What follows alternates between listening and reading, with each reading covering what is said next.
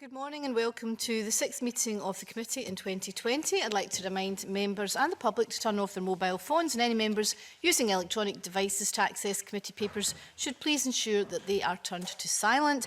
We have apologies today from Donald Cameron, MSP.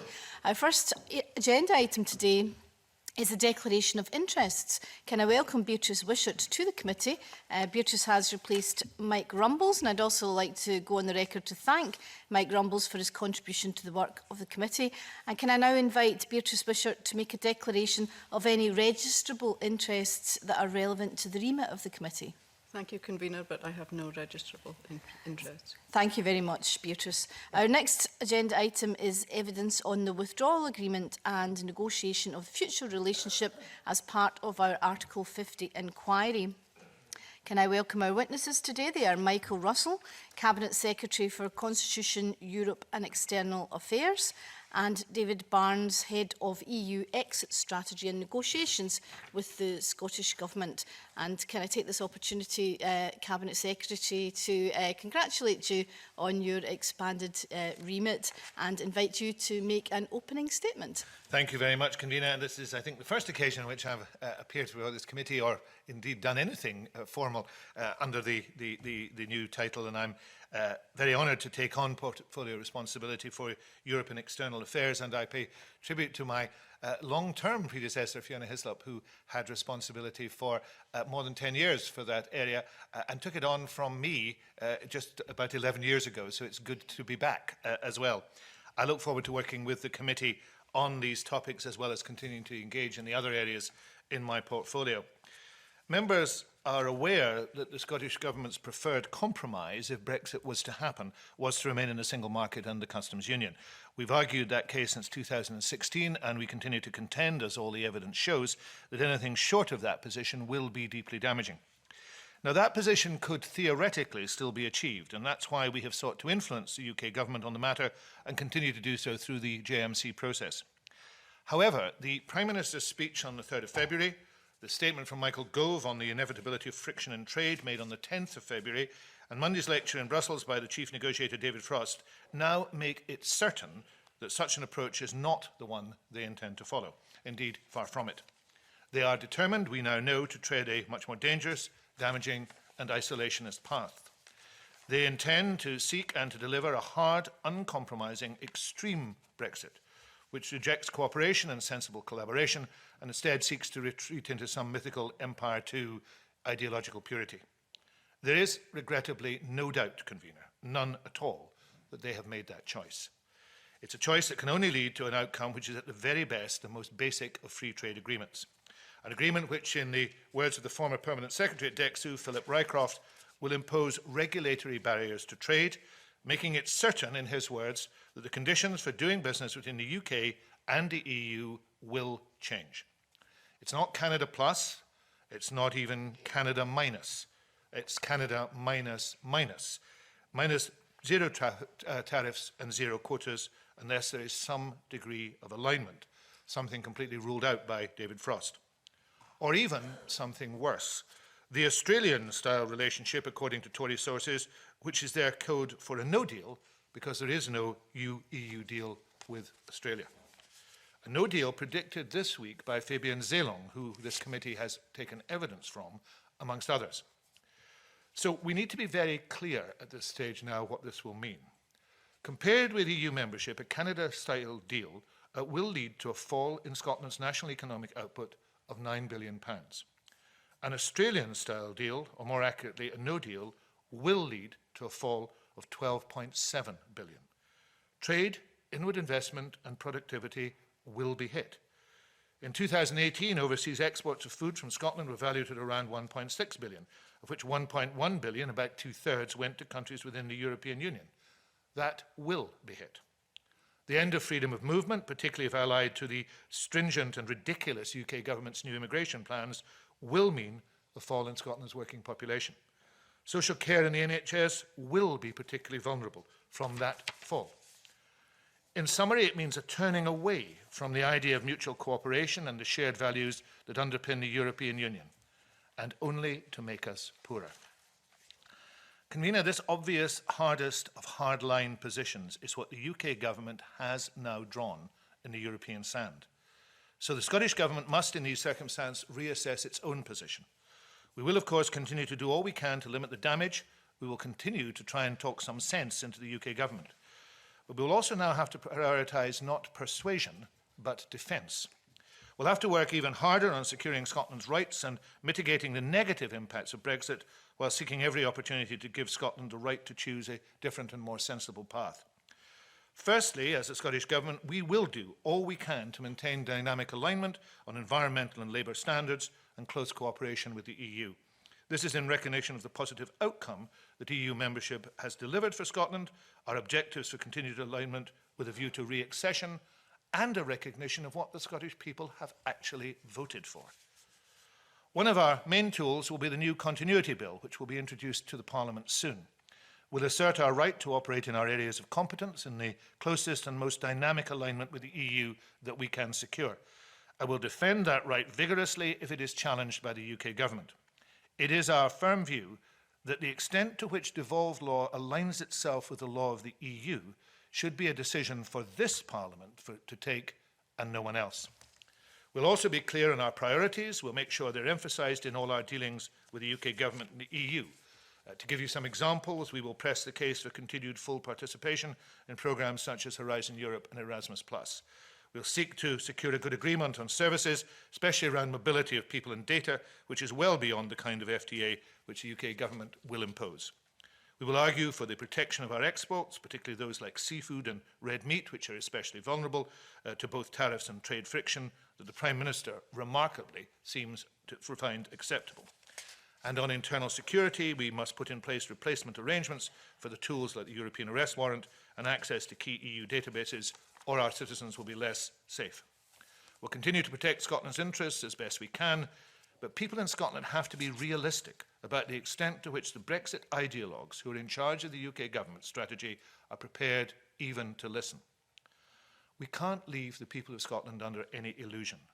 The position the UK Government has taken will not only be very damaging, but it's one that they have chosen, and they alone have chosen it. As of today, devolved ministers have been given no chance even to look at, let alone influence, the negotiating mandate. UK ministers can cite plenty of meetings taking place, especially among officials, but there has been no sharing of texts, no role for the devolved governments in deciding the UK position, and no meaningful ministerial discussion. It is, Convener, regrettably obvious that even with the best relationship with in the world with the UK, they would still be hell-bent on a destructive and damaging hard Brexit that they have defined with their aggressive rhetoric and their indelible red lines. No matter what we, or Wales, or Northern Ireland say in or out of the JMC, that is the stark truth. Now, we will, of course, continue trying to protect Scotland's interests because that's our job. But unless something fundamental changes, the UK now intends to do the hardest of Brexits to us, rather than negotiating the type of Brexit we want with us. And so we will have to stand up for ourselves to stop that happening. Thank you very much, Cabinet Secretary, and that really is a very bleak prognosis indeed.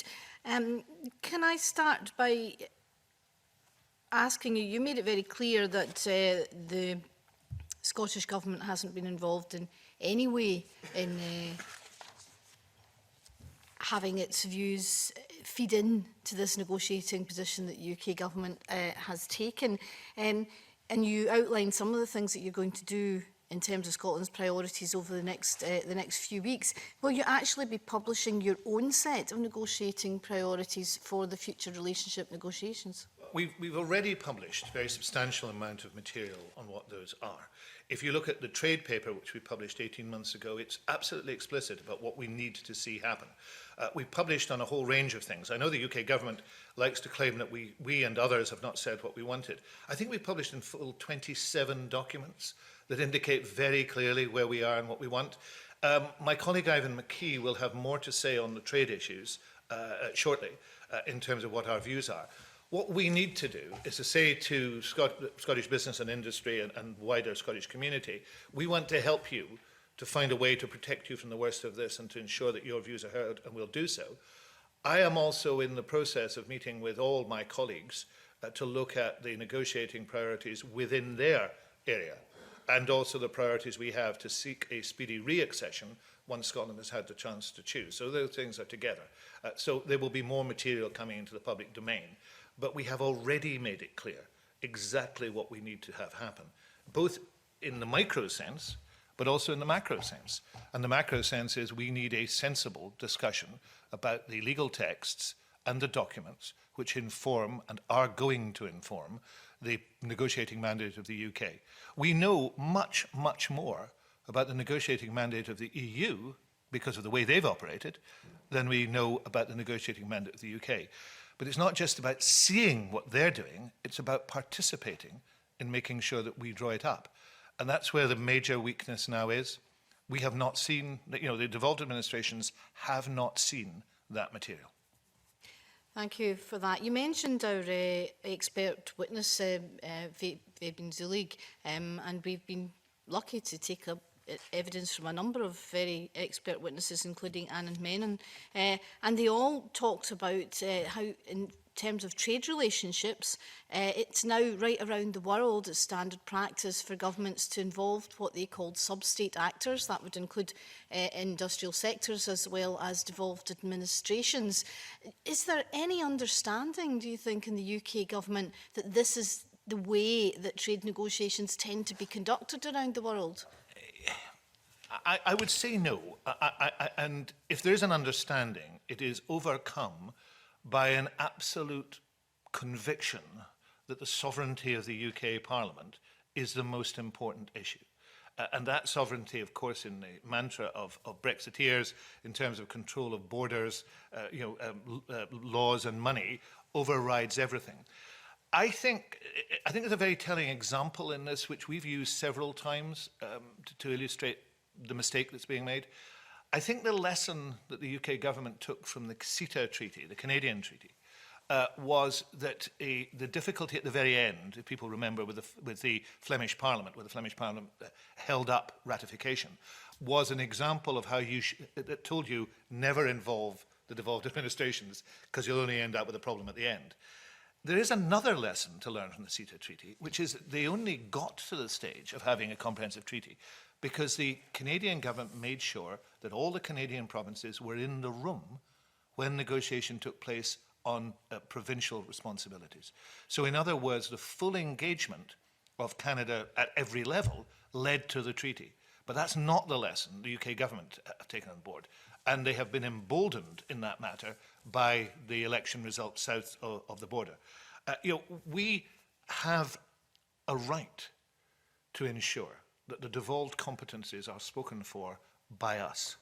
There is, as I repeatedly say in meetings of the JMC, not that I'm sure they're listening, there is no hierarchy of governments in devolution. There is a hierarchy of parliaments. And in these circumstances, we carry the responsibility for a range of subjects. Schedule 5 of the Scotland Act is the document which we should represent in negotiation, and we should have the final say on them. Fishing is a very good example. Although there is a UK-wide interest, the substantive interest, overwhelmingly substantive interest, is a Scottish interest. But, the UK is behaving at the moment as if fishing is a reserved matter. And it's going to be spoken for entirely by the UK. And, of course, they justify that by saying negotiations, international negotiations, are a reserved matter.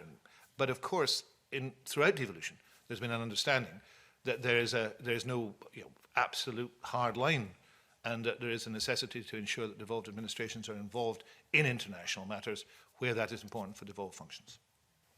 Of course, fishing features in the sequencing set out in the EU's negotiating document, and indeed in the withdrawal agreement itself.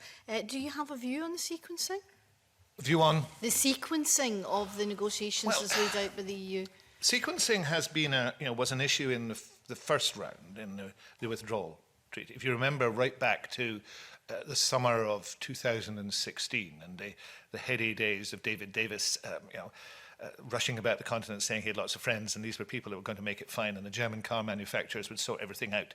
In those days, he fought a losing battle on the issue of sequencing, and by losing the sequencing battle, he lost the war, essentially. I think that the UK government is in danger of doing so again, because I think it is desperate to say that fishing is a discrete matter on which it alone will speak for the UK, and it cannot be connected to any other matter. It is alone in believing that, and I think that will be a very major issue. I think also there tends to be, apart from in Scotland, but in the rest of the UK, and particularly in London, belief that fishing in some way is not a vitally important thing and it is dispensable. In reality, and that's an internal view, in reality, in the EU context, it's amongst the most important things that they want to talk about. And they're not going to be fobbed off by UK exceptionalism, and particularly exceptionalism of a third country. And that's another element I'm sure we will come on to. Something very profound changed on the 31st of January, and the attitudes changed. And there is no equity of negotiation. The UK is behaving as if it is an equal negotiating partner with 27 other countries. That is not the case. It is a single third country negotiating with a bloc of 27. And I don't think this understands the implication of that. And I think in terms of fishing, there will be other members that will want to talk to you about that later in some depth. Before we move on to Claire Baker, can I ask you, you've talked about how you're going to work with Cabinet colleagues to focus on our priorities in terms of the negotiations and how to cope with the eventuality of a hard Brexit. Can I ask, in terms of your new role in Europe, how do you intend to use that new role to advance Scotland's position with the Europeans? Do you have a planned series of visits, for example? Is there going to be a change in approach? Well, Fiona Hislop had undertaken a great deal of work on this, and we worked very closely together. This is a rationalisation of the arrangement, and obviously, Fiona taking on a new brief has allowed that to happen. But there will be a continuity of approach. I already spend as much time as I can, given the nature of the parliamentary process, in Brussels and elsewhere. I intend to continue to do so. I'm very glad that we have Jenny Gilruth now as the junior minister in this brief, and she will take on a role of talking with and keeping the channels open with the EU27 and more widely too. We have a very effective group of people in Brussels who work on our behalf. Their job actually gets more important now, because they have to make sure that our view is heard and our contacts continue. And of course, there are issues in terms of discussing alignment. We will need to be alert to what is happening. It's harder for a country outside the EU to be fully aware of all the issues that are arising.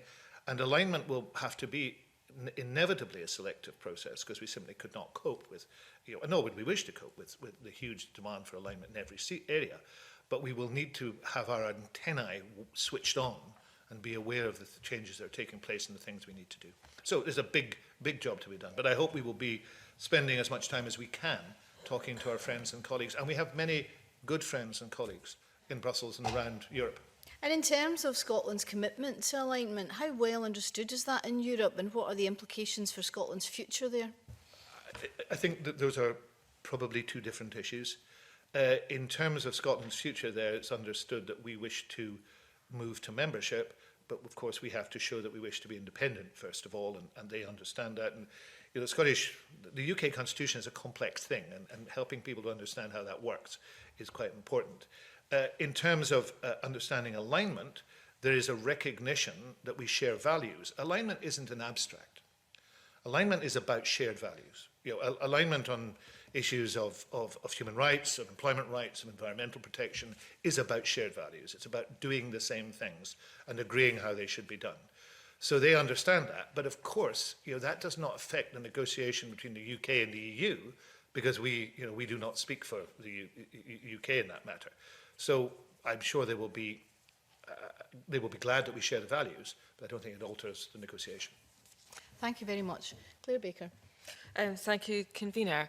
I first wanted to touch on the political declaration and wondered if the status of the political declaration is that it's not legally binding, separate from the withdrawal agreement, and you gave an analysis at the beginning of the aspect of regulatory alignment, which was initially in the withdrawal agreement and moved to the political declaration, now not seem much substance. Do you think there's anything left in the political declaration that is meaningful and that is the intention of either side to pursue? I don't think there is anything that isn't expendable as far as the UK government is concerned.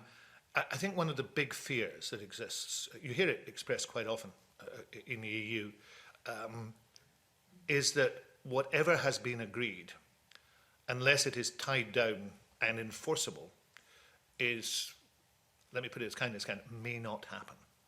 And you know, that fear extends to some of the agreements, for example, on Northern Ireland. There is a fear that, you know, when Brandon Lewis, as a new Northern Ireland Secretary, you know, says things about there being no paperwork and no need for regulatory activity east-west, you know, he is sending a signal that, in a sense, what has been agreed doesn't really matter, and that would be very worrying indeed. So no, I don't think in any sense, unless it is in the withdrawal agreement and is enforceable, I don't think it has much validity. There's a very, I think I've said before at this committee, I heard the Taoiseach say at the British Irish Council a couple of years ago something I thought that was an important understanding of what trust is about. He said that trust in the EU between the countries was there because it was enforceable. You know, behind all the working together, there was the ECJ, and what they agreed was enforceable. How do you enforce, you know, anything that Boris Johnson is involved in with the EU? Particularly as if many people, you know, in his cabinet and himself has more than half an eye on not having any sort of agreement at all. I think that it will become a really big issue. And you've spoken about with the convener the way in which the UK government isn't consulting with devolved administrations, and in terms, so there's no partnership working there in terms of looking at future trade deals. What do you think there is in terms of scrutiny when it comes to UK Parliament or this Parliament? It feels that there's very little opportunity for parliamentarians to be involved in any way within this process.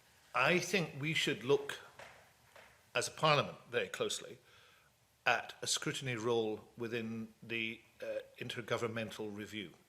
You know, there is an intergovernmental review taking place. It's been going on for almost 2 years now and has nothing to show for it. And the devolved administrations were expecting at the JMC in Cardiff 3 weeks ago to receive the UK government's proposals on the intergovernmental review, which we were assured were almost there. We've still not seen them. They never happened.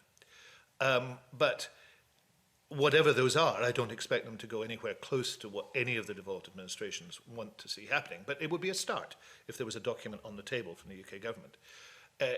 If we then start talking about what that looks like, then I do think we need to ensure that the Parliament has a role in there.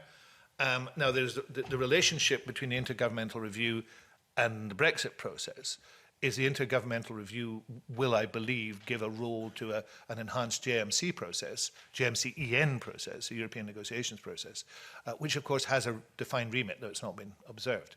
So I think the Parliament should be able to plug in there. I know there is a frustration, for example, when I write to this committee about having been to the JMC and you see the communique. I mean, the communique tells you nothing. It just tells you who was there. That's actually because there was an attempt early on in the UK government to make those communiques as if they were an outcome of the meeting.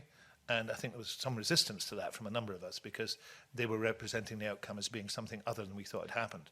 So you just get it blandly. I think we can actually build on the intergovernmental review to provide a scrutiny role. The UK, I don't think, are looking for an enhanced scrutiny role from the UK Parliament, but we should.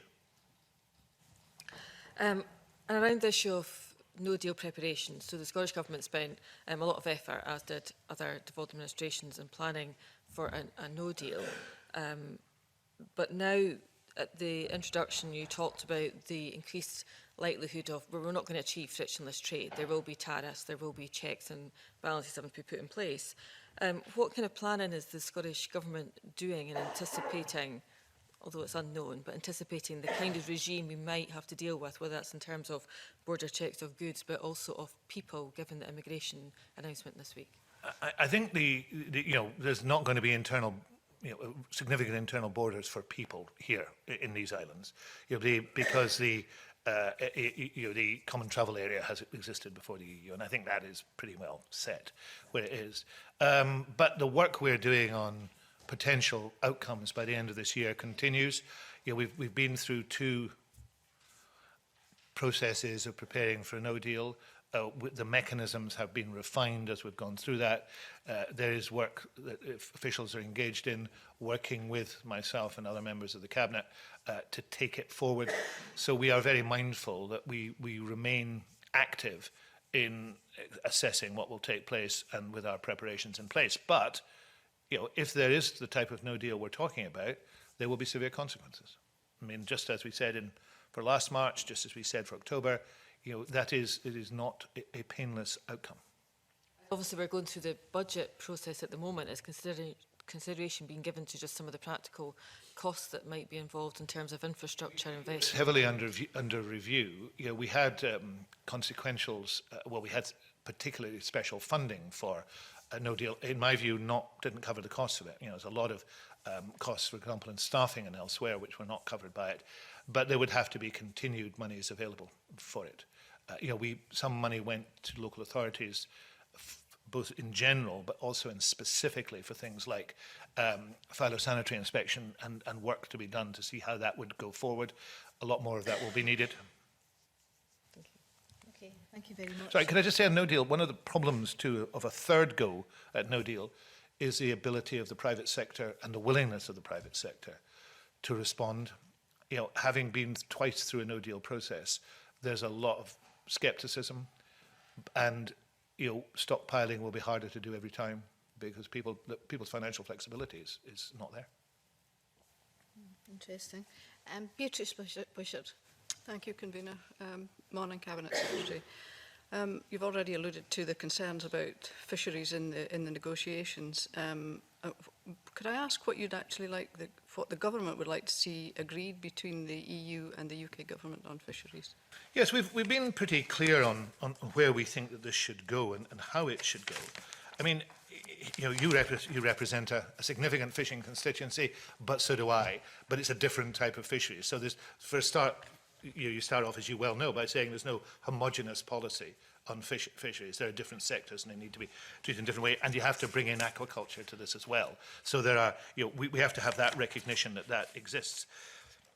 We share, what should be the common goal on this, which is long-term conservation, sustainable exploitation. That's the underpinning thing. So anything that is decided has to be decided there.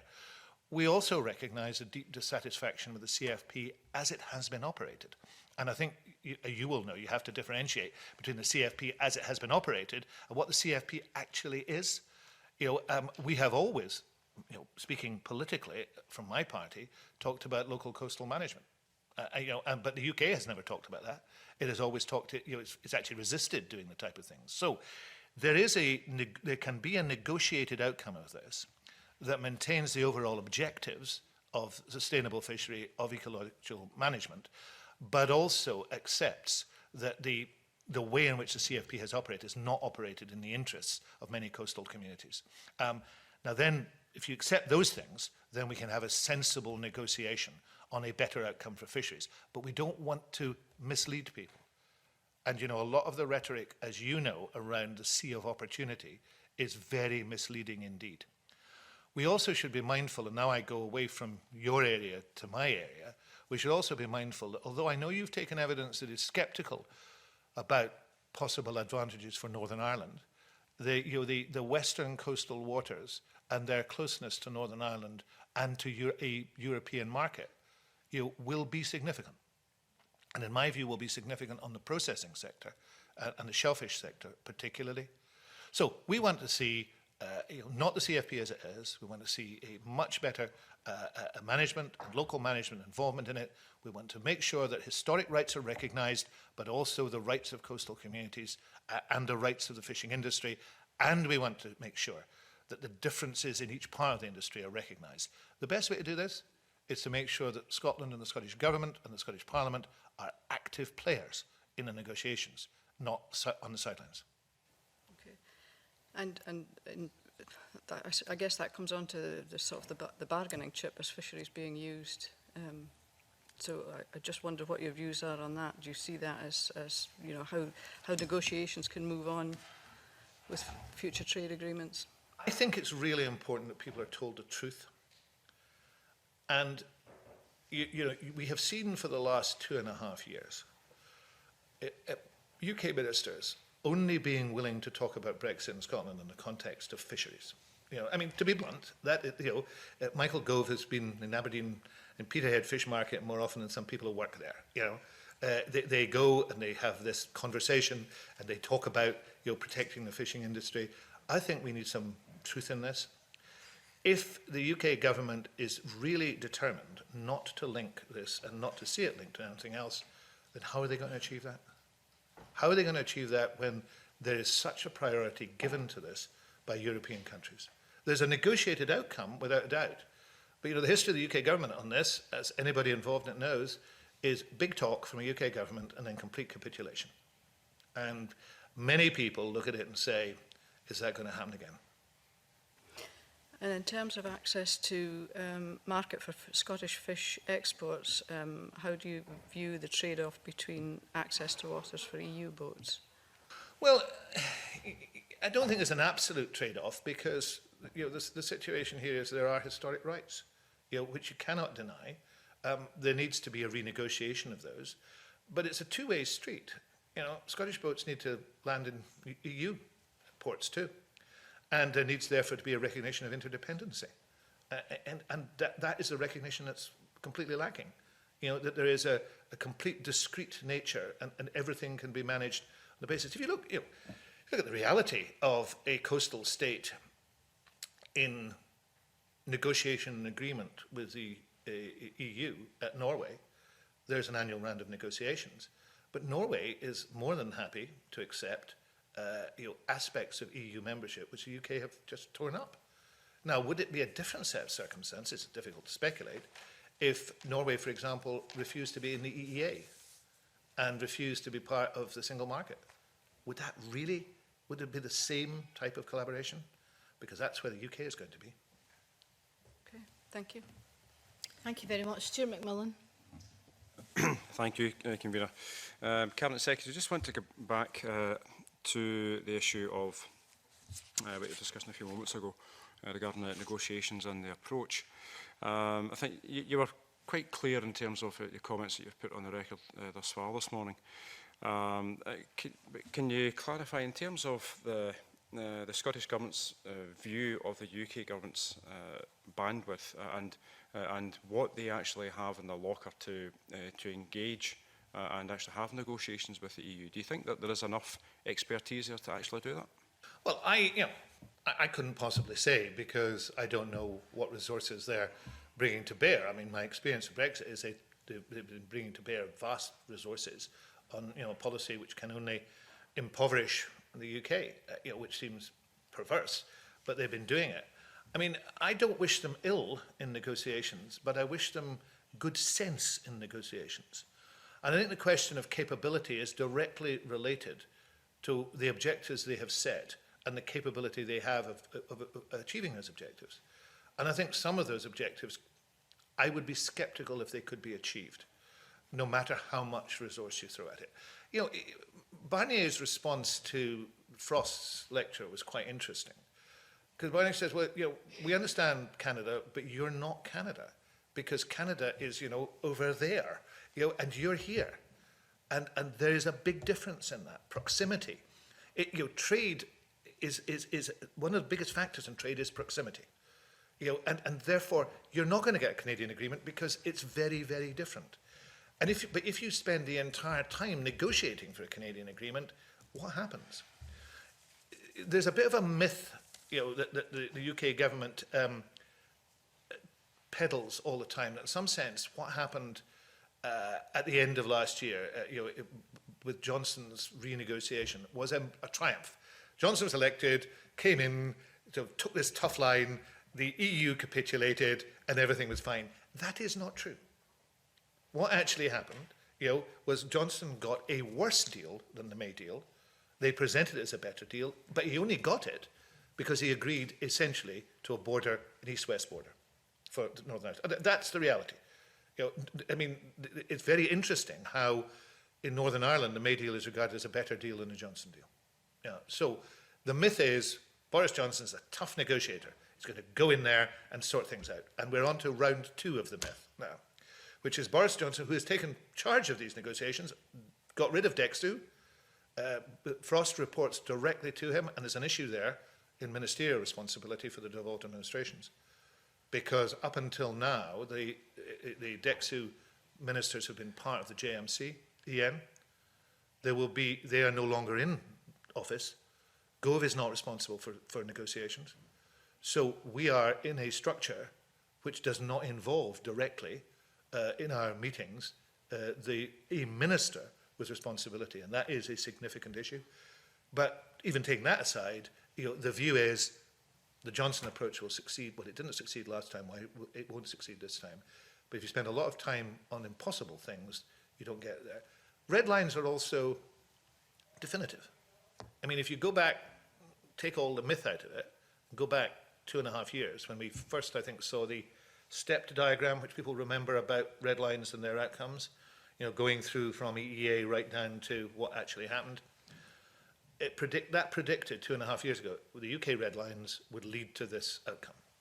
And that is the same now. If the red lines hold, if refusal to align holds, then the outcomes are inevitable. That made that point, and that's where we are at the moment. What role is the Scottish Government looking to obtain and get involved in, whether internally through the UK structures, but also with the negotiations with the EU to actually put forward the Scottish Government's and Scotland's positions?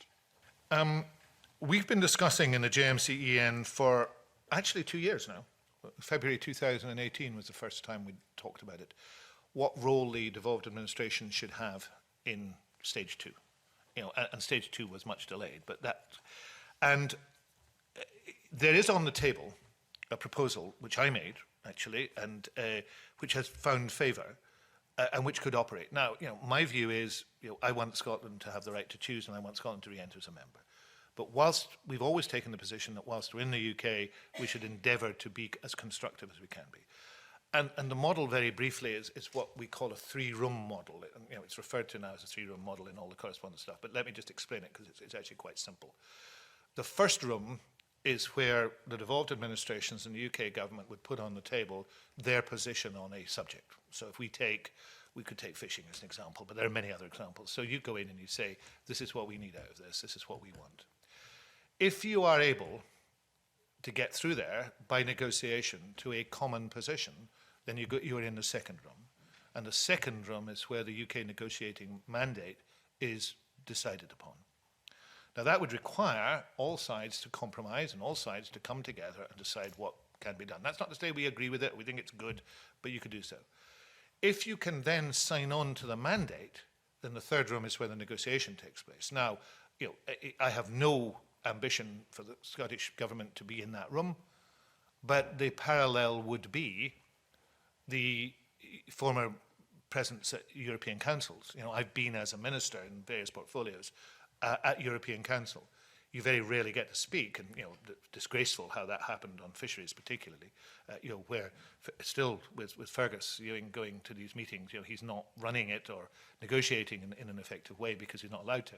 But there is a parallel of speaking and being involved in them. I've represented the UK at least one European Council for a variety of reasons.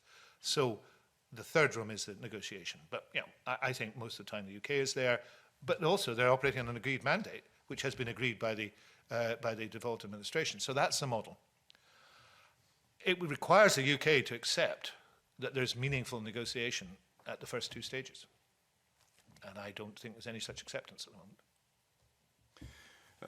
Have you had any dialogue with the Secretary of State for Scotland to raise your concerns and raise your issues with him? He has been to the JMC, EN, Since his appointment, there have been three JMCENs, and he has been at 2 of them. Was there one in December? I can't remember. No, 2 in January, 1 in the autumn. They're meant to be every month, but for some reason they don't have them every month. So he has been at 2 of those, and he has. I have spoken to him at those meetings. I haven't met him separately on that. Apart from that, I mean, I'm not criticising him. That simply hasn't happened. The important link in this is between the Chancellor of the Duchy of Lancaster's, Michael Gove, his office, and that has changed. I mean, Oliver Dowden had, as Postmaster General, had responsibility for the Constitution. He's now, the trouble is, a constant changing cast. He is now Culture Secretary, and Chloe Smith is back from maternity leave, and she is back in the Constitution brief. And DEXU up until the 31st of January. What happens now, I don't think we know. And the Territorial Secretaries of State at the Cardiff meeting, Julian Smith was there, who was very effective, I have to say, the Welsh and Scottish secretaries. And in Cardiff, there was also David Frost, number 2, who came to give us a presentation.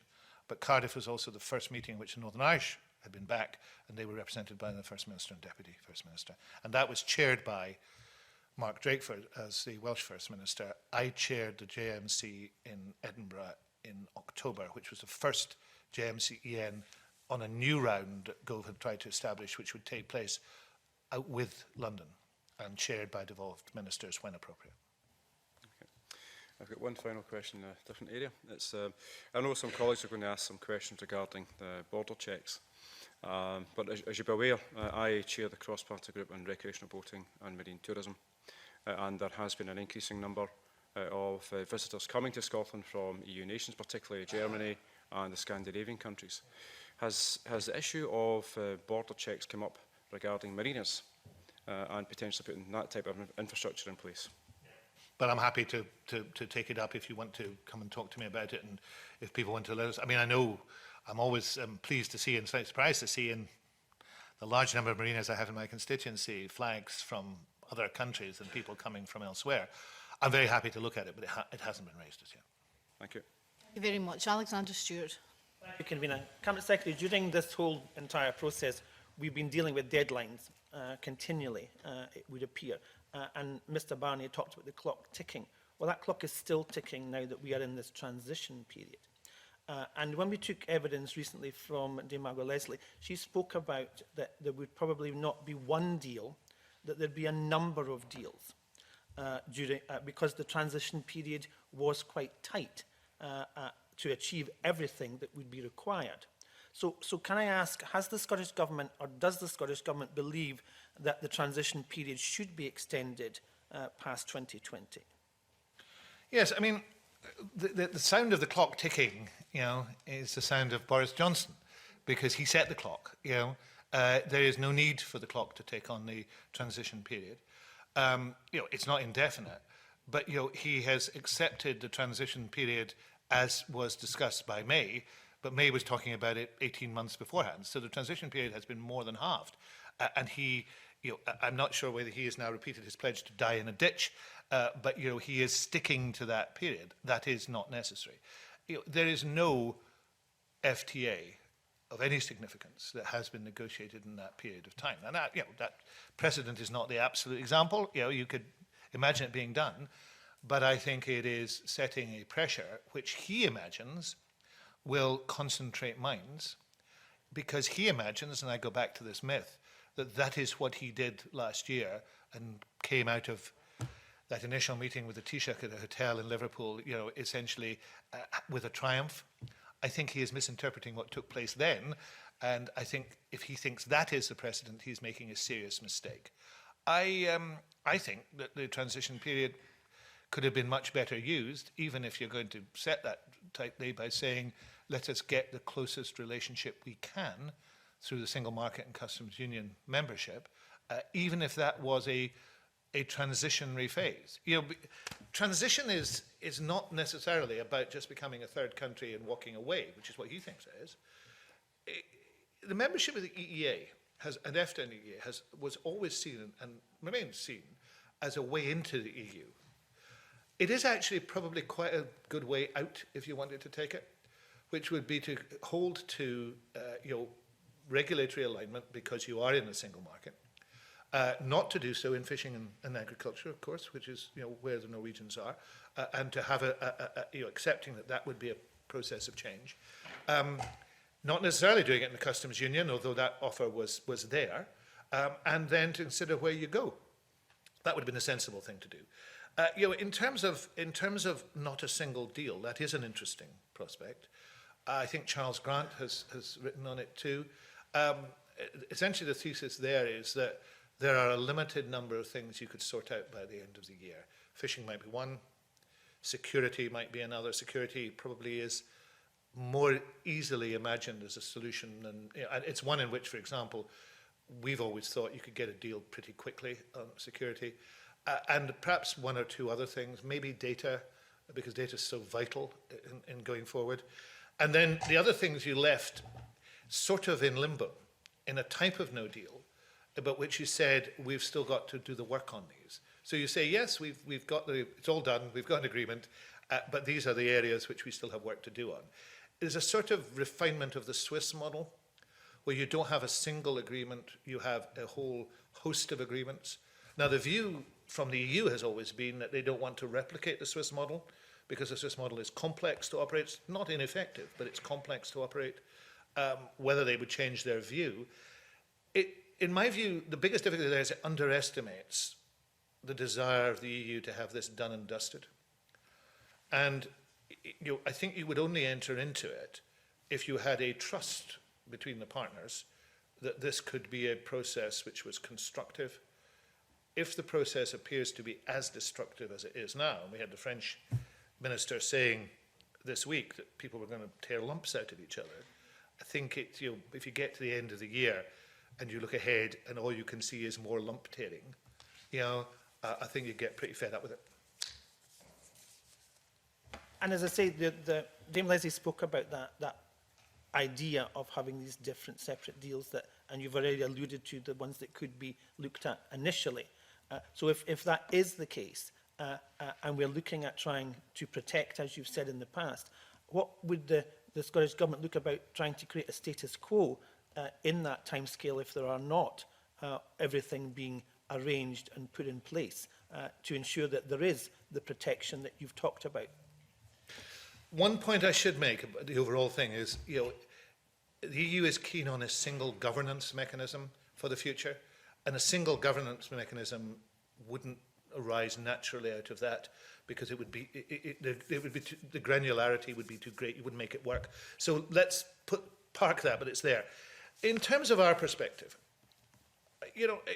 I said at the very opening of what I said today, it would still be possible to go for the single market and the customs union. I mean, I have no confidence of any description that's what's going to happen.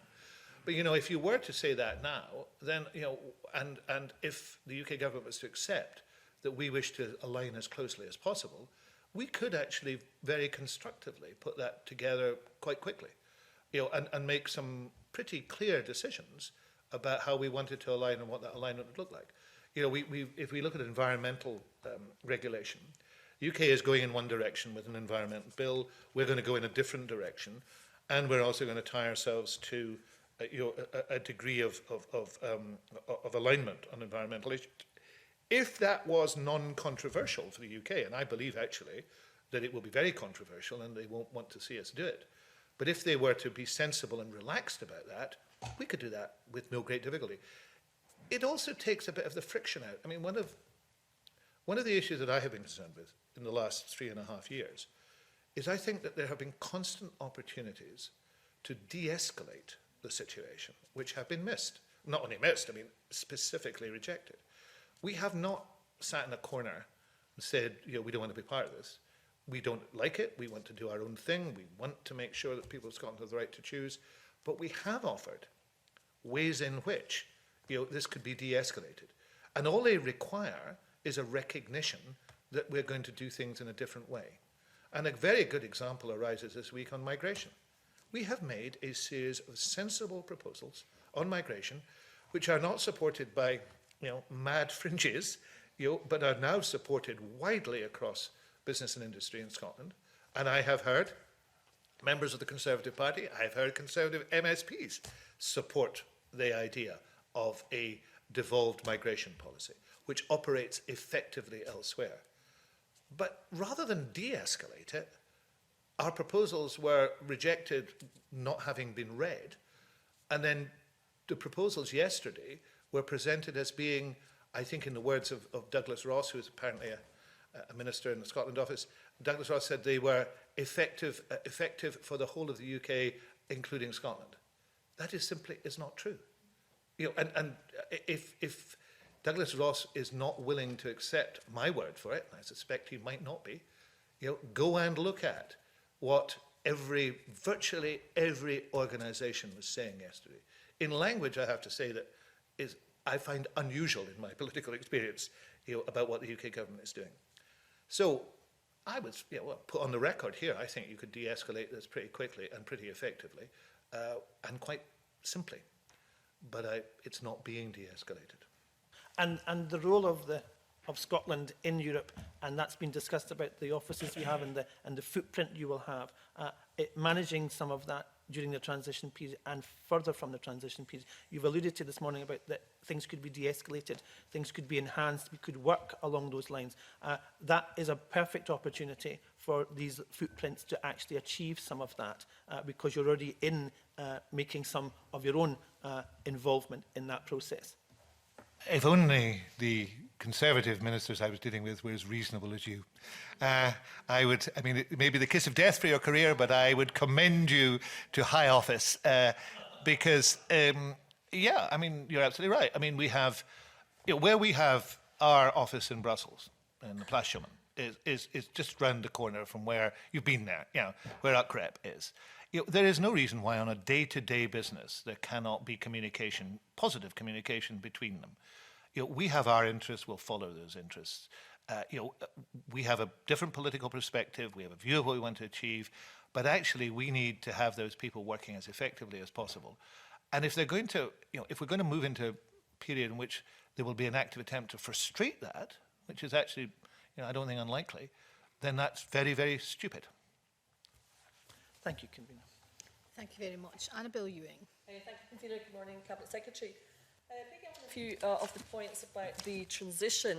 When Charles Grant, we had evidence from Charles Grant the other week, he suggested that what may happen is that in fact there will be an extension, but they won't call it that. It will be in disguise, a sort of secret extension, a de facto extension. If that were to happen, though, presumably, and I hear what you said a moment ago about perhaps reaching agreement in a few areas before the end of this year, but if there were a de facto disguised extension, presumably, therefore, in order for that to take place, the rules of the single market would continue to apply as they do at the moment, and the ECJ has... I'm just not clear then how that would pan out.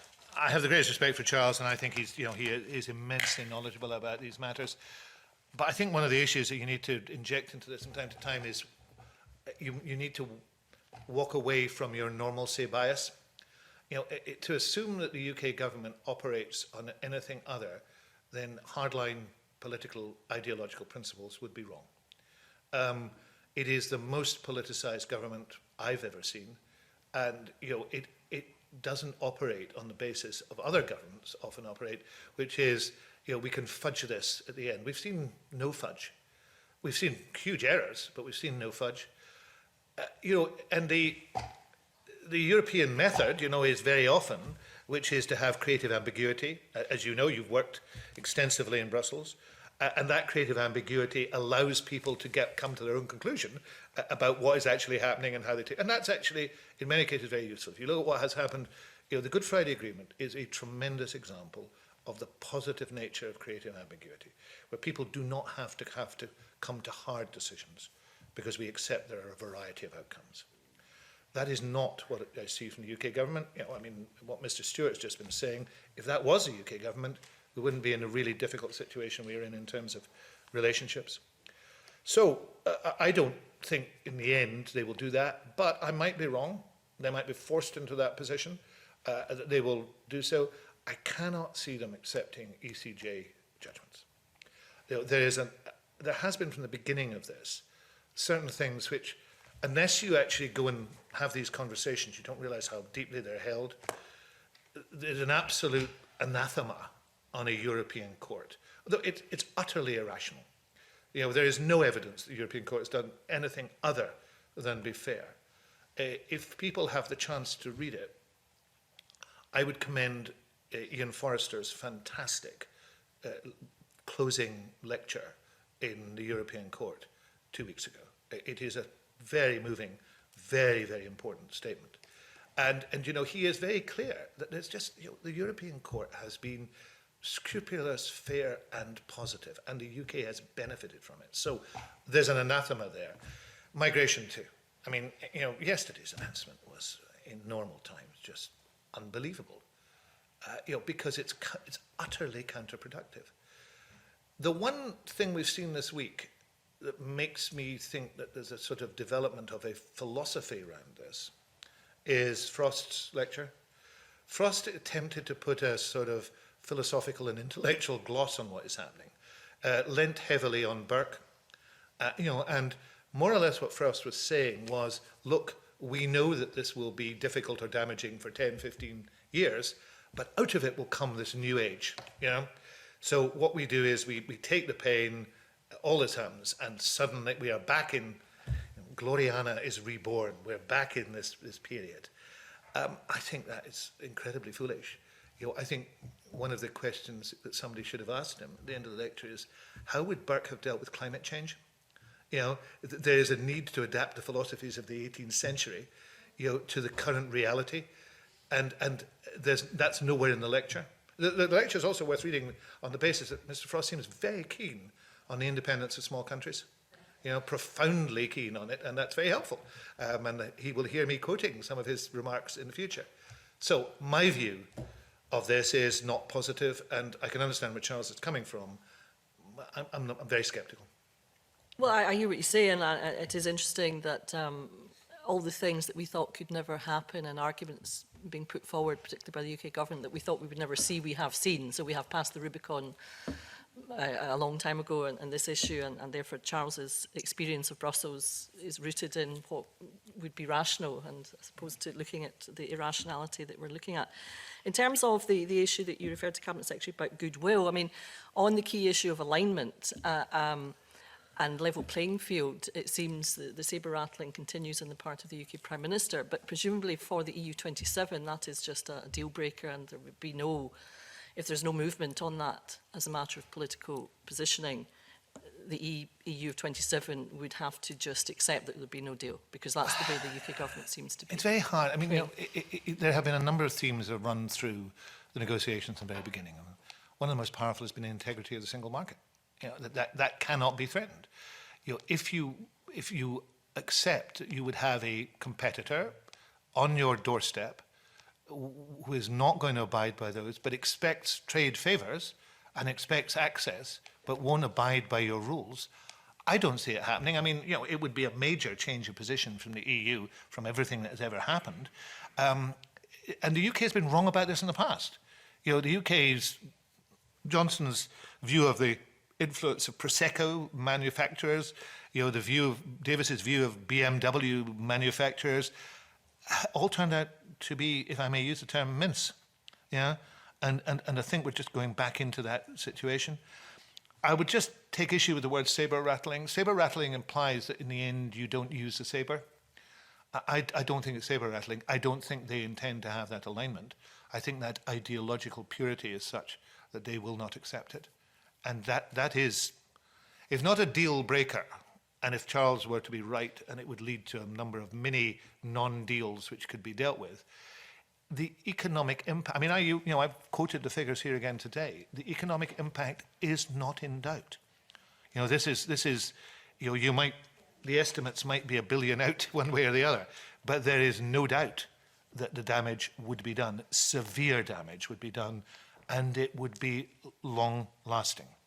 You know, we are talking about a situation that will be bad for a long period of time. We have had more than a decade of austerity. We are talking about things getting worse for, you know, that period and more. What does that look like if we are 15 years down the road from now, and we have had 25, 26, 27 years of austerity and decline, and we are also facing, as we are facing, a climate emergency? What does that look like for the people of Scotland who we represent? And how could we countenance actions that would allow that to happen?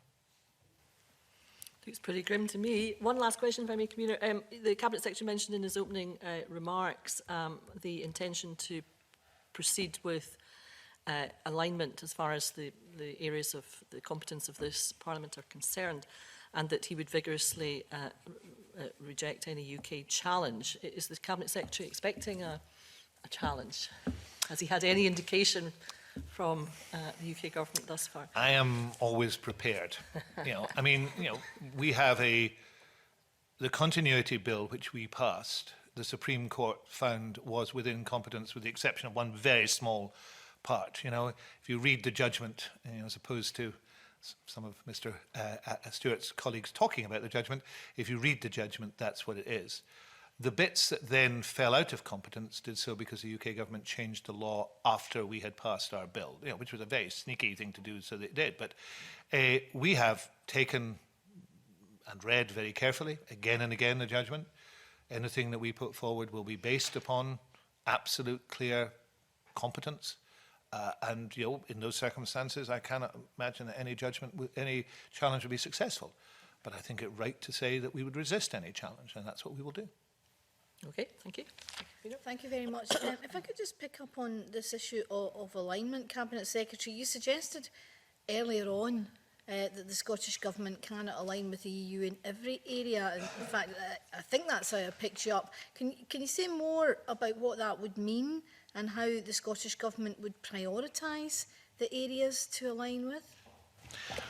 Yes, I mean, I think we have to be, again, realistic about this. You know, alignment, the best alignment is membership. So, you know, if we were, as I hope we will be in membership, then we will align because, you know, we will be part of the single market customs union. And indeed, the alignment would, you know, would grow and develop through an association agreement to start with while your membership was, as happens. So, you know, that's the best way to do it. If you're doing it as a third country, there are issues and difficulties. One of them is simply the constant flow of material. You know, I remember talking to the Norwegian Environment Minister when I was Environment Minister 12 years ago, you know, and she said one of the difficulties they had was they were constantly upgrading and changing their environmental law because, you know, they were not part of the EU, but they were obliged to do so because of their position in the EEA. So I don't think we would be capable of aligning on every single thing. I think that would be an onerous burden for us to do if we weren't in full membership. But we should be able to say, in key areas, we better do this, either because it's more convenient to do it, or because we believe it is the right thing to do. And let me give you two examples.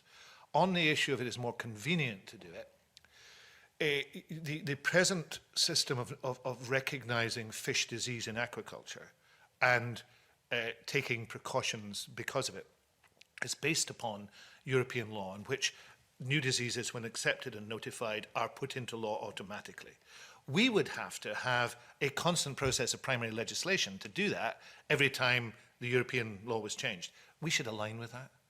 So every time there is a new notifiable fish disease in aquaculture, we would be changing our regulation automatically to take account of it. So that's a sensible, practical thing to do.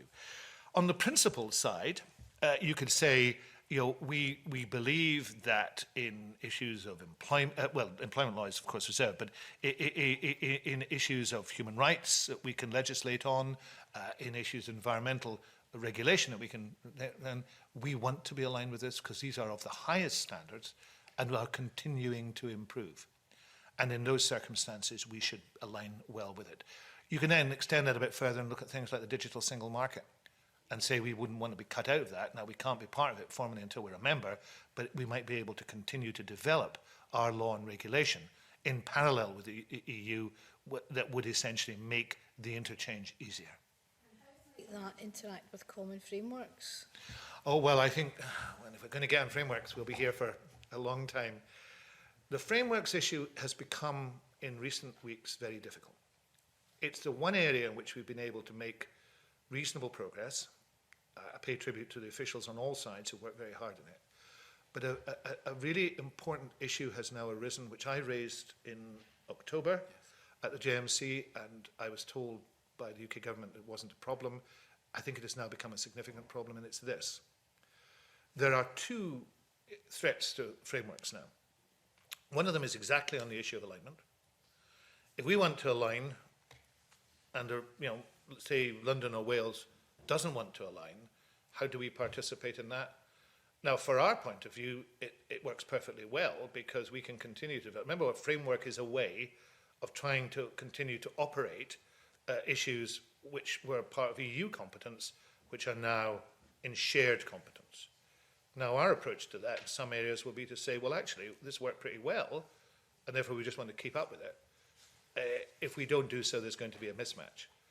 But there's also a more important issue, more fundamental issue, which is where does this leave frameworks with the Northern Irish Protocol?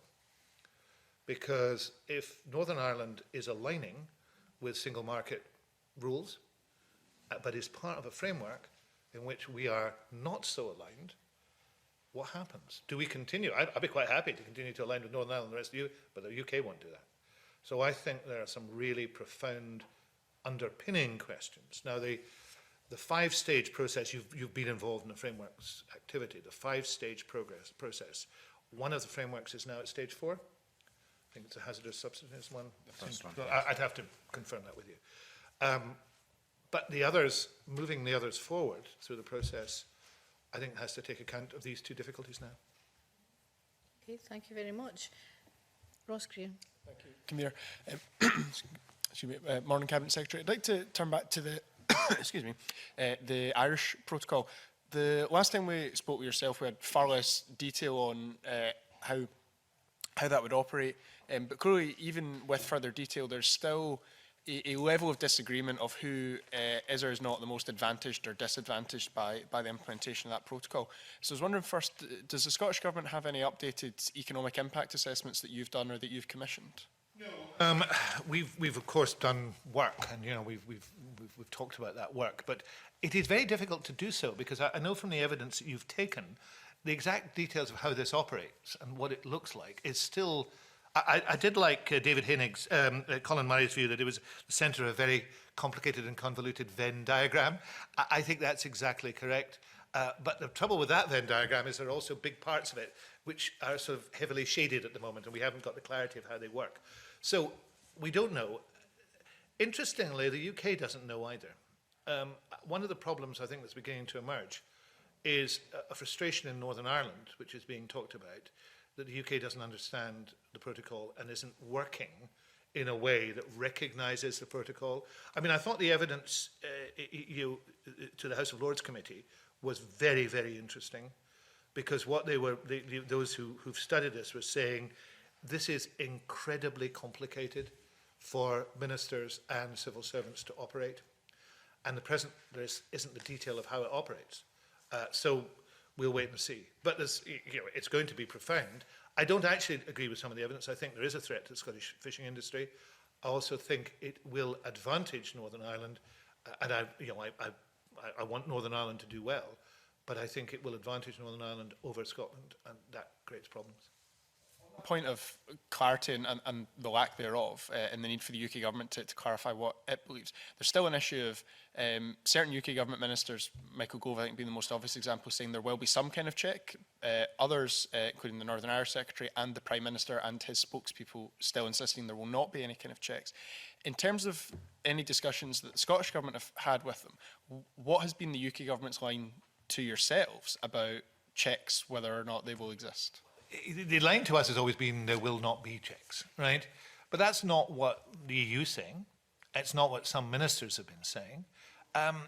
There will have to be some sort of checks. I just don't imagine it can be done without. The nature of those checks and what that means in terms of free flow is one issue. The way in which those checks are regarded by parts of the community in Northern Ireland is another issue. But it goes back to the point I made to Beatrice Wishart, I made early on. You've got to be straight with people. Maybe the best thing for them to say is we don't know. No, it doesn't sound very convincing, but we don't know what will happen. But if you get two contradictory messages, the intention of that is to mislead. It is to confuse. It is to make people feel that they're okay about it. I mean, the clip with Johnson saying to Northern Irish businessmen, on a visit to Northern Ireland, if anybody says that, just send them to me. Well, there's not much point in going to him, because he doesn't know. So I don't think there is any doubt, but there will be checks. The nature of them is the question. Yeah, almost undoubtedly, if checks are required, which I agree with you, they will be, checks in and of themselves require infrastructure, and someone needs to pay for that. What's the Scottish Government's position on who would need to foot the bill for infrastructure required, particularly on the West Coast? There would be infrastructure required at the likes of Aberdeen, Rosyth, etc. But we're going to have a really acute issue on the West Coast. What's the Government's position on who pays? Our position is, as it was from day one of Brexit, there should be no financial detriment to the Scottish Government or to any part of the public sector in Scotland. There should be no financial detriment, so it must be paid for by somebody else. It must be paid for by the UK. There's a real irony in this, of course. I mean, the UK government spends a lot of time talking about independence and they mustn't have borders. This is Boris Johnson erecting borders, and deliberately, because you could do it without. There's a very, very easy, Mr. Stewart has indicated, so clearly within the Conservative Party, there is a knowledge that you could do this without the borders, but the border, it would be erected by them. The issue of timescale is going to become an increasingly pressing one. If the UK government hold out their current ambiguity as a position over whether or not checks are required, whether or not infrastructure is then required, who then pays for that, the timescale in which infrastructure can actually be delivered to make checks possible starts to pretty rapidly diminish. Does the Scottish Government have a position on the point at which it is simply no longer viable to have anything adequate in place for the end of the current transition period? Well, it's pretty tight at the moment. Yeah.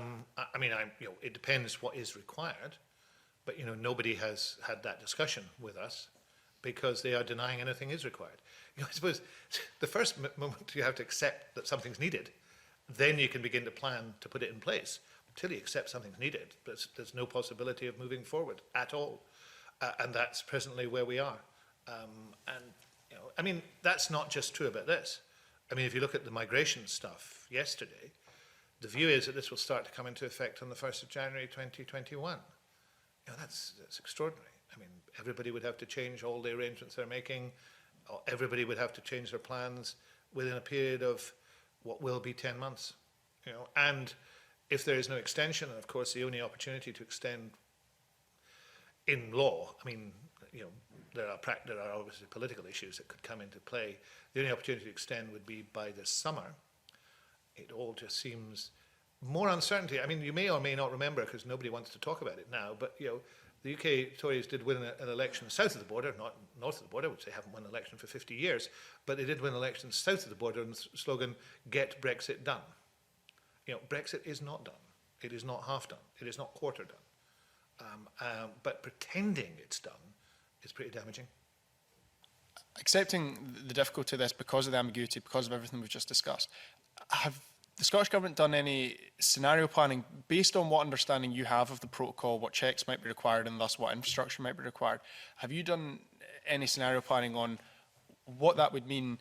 Obviously, there would then be a dispute over who pays for the installation of infrastructure, how that would happen, etc. But with what you can do, even if it is as simple as supporting businesses to understand what might be about to happen, what infrastructure might come into place, what scenario planning have you done there?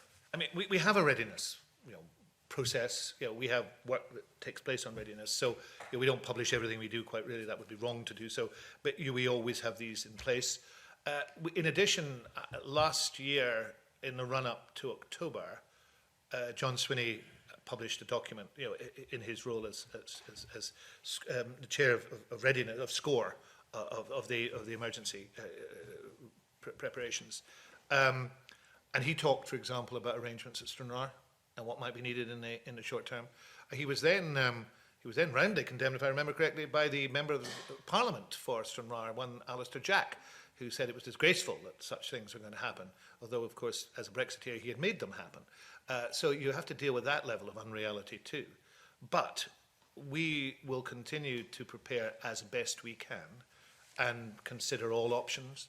But we need to know the truth of the matter, and as there's a denial of truth at the moment, it's difficult. Thank you very much. Thank you. Thank you very much. Kenneth, did you want to come in? Yes, indeed. Thank you, Convener. Good morning, Cabinet Secretary.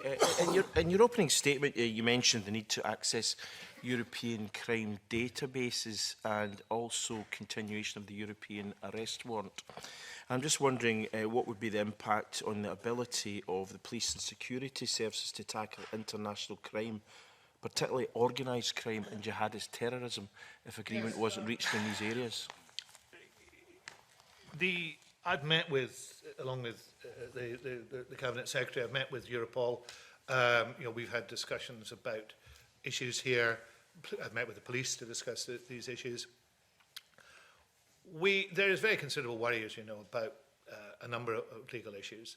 There's a worry about the European arrest warrant, the inadequacy of arrangements were the European arrest warrant not to be available, then the inadequacy of arrangements, because you would be reverting to, Scotland would be reverting to extradition processes which other countries have given up. So it's not a question of just going back to what was the belt and braces position beforehand. You're going back to a situation which others have stopped operating, so it all becomes very complex, and you've got a very good tool there. So we've been very keen to make sure that that didn't happen. So far, we've made representations, we've had discussions, and we'll continue to do so. We see no concrete proposals, but I don't want to be totally negative on it, because as I said also earlier, security, which includes organised crime and issues of justice and keeping citizens safe, is an area where I think agreement could be found moderately quickly. The UK Commissioner, whose name escapes me now, the last UK Commissioner, Julian King, who was a Security Commissioner and Law and Order Commissioner, was very positive in his approach to Scotland and an approach to making sure that everybody was working together. And although he's no longer in office, I think a lot of the work he did in preparation will turn out to be useful. But it's not resolved, and if it's not resolved by the end of the year, then we are going to see our citizens less safe than they would otherwise be. Yes, I mean, I think that's fairly obvious, I would have thought. I mean, I understand, for example, that, Germany won't allow extradition to non-EU countries, for example. So that's just one example of where there could be difficulties, but there are obviously many, many more. I mean, you said that you thought it could be solved relatively quickly. Is in discussions with the UK government, which I take it you're having on this particular issue, have they indicated any potential timescale for resolving these matters before, for example, the 31st of December? Current round, I wouldn't say that we have had those detailed discussions. I would say that they are aware of our position. I don't think that they've indicated their position particularly clearly on it. They're aware of our position. I'm only saying that in a scale of difficulty, this is not at the most difficult end. The UK government would have to want this to work.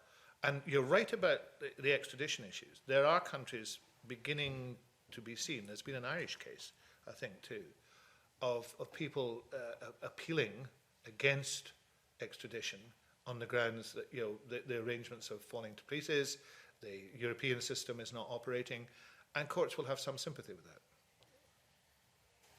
Perhaps you could look into the mind of the Prime Minister for a brief moment. And is there any possible reason why the UK government would not want to come to an agreement on this? Would it simply be bloody-mindedness? Because it is probably, as you said, one of the things that would have thought would be relatively easy to solve, and indeed it is clearly of beneficial to people in the UK and indeed Europe in terms of our shared interests. No, and I think I can't look into the mind of the Prime Minister, nor would I want to. But in terms of where they would want to go as a government, it would seem very perverse not to want to start to clear off things that could be cleared off. There are many things I've indicated to you which I think would be very difficult to clear off. but it'd be best to go for the low-hanging fruit, and this is one of them. But the trouble is we don't understand what precisely they are up to, because we are reluctant to believe that hardline ideology that cuts your nose off to spite your face is really a motivation for politics. But that would appear to be the case.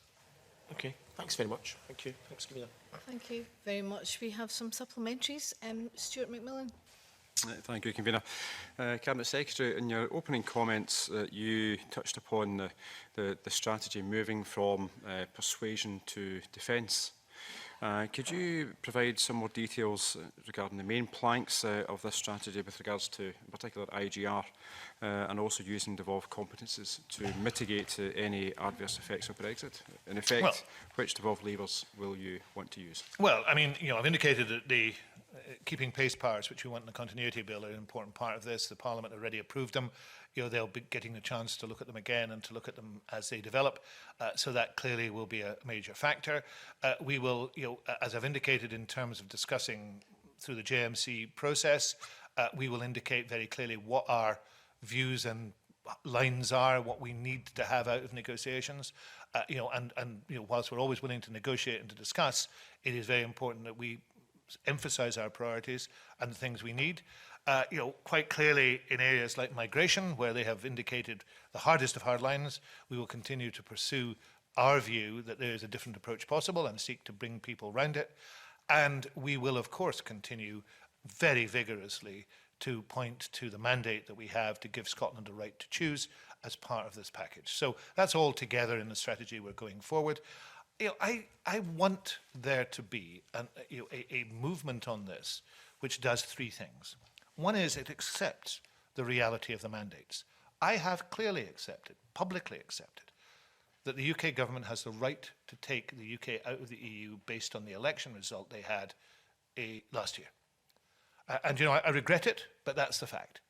But we have the right to hold a referendum because the people of Scotland have indicated they do not wish to leave the EU and have supported that position in an election very clearly, in several elections, but certainly very clearly last year. So mutual recognition of mandate is point one. And if you can't accept mutual recognition of mandate, you're not a Democrat. The second point to say is, therefore, if that happened, whilst the process of UK withdrawal was going ahead, the UK should be mindful of the devolved competences and should accept that the right to represent those competences constitutionally lies with this government and this Parliament, and that it should be exercised in a way collaboratively with them. And the third part of this would be to say that if those things happened, then the type of de-escalation which Mr. Stewart has indicated is possible, and I agree is possible, would be beneficial to both sides as we pursued Scotland's right to choose and as we made sure that our position was represented. That would seem to me a pretty clear way to go ahead.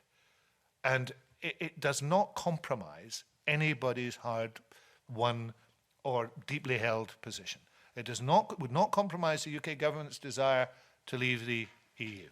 It would not compromise the Scottish government's desire and wish to give the people of Scotland the right to choose, and it would not compromise the work that we could do to protect Scotland's interests. That would be win-win. No, thank you. Thank you very much. Claire Baker. Thank you, Convener. I just want to ask about EU citizens and settled status, if you're able to give an update on the situation in Scotland in terms of those who are applying for settled status, if that's possible. And also, your understanding of the UK government's current position of what happens to EU citizens when the transition period ends, because it seems to have moved around a bit. We can send you the latest figures. They were published last week, I think. We have an update figure. That is continuing. People are continuing to apply. It's clear to me that some people will not apply or don't want to apply, whether that is a hardline position they've held, and I understand it, but I don't think it's sensible to do anything other than apply if you can, or whether people who are going to leave, and have already decided to leave and therefore they're not applying for it. My worry has primarily been those people who are getting pre-settled status when they should get settled status. This is an area, of course, that Ben McPherson speaks on, and I'm sure he will want to respond to you in that regard. In terms of what happens thereafter, the UK has indicated that the period in which you can apply ends, is it next 3 months after the end of the... I think it's 3 months after the end of transition. Again, Ben would confirm the details with you. We would stand very firmly beside and alongside those who have settled status, who have a legal right to remain if anything was done otherwise. And of course, we are hoping this afternoon to extend voting rights and candidacy rights to those people, and to make sure that they are fully part of our system. Those with pre-settled status who have got it wrongly should have their position clarified. Those who have not applied, we believe they should apply, and we would encourage them to do so. Thank you. We'll follow this up with Ben McPherson, who's the... And gives you the updated figures and a clear answer on the issues you've raised. Okay, thank you very much. As you know, Cabinet Secretary, this committee conducted an inquiry into the Erasmus Plus programme directly as a result of approaches from young people in Edinburgh, and we wrote to the government saying that we believe that everything should be done in order to maintain the Erasmus programme.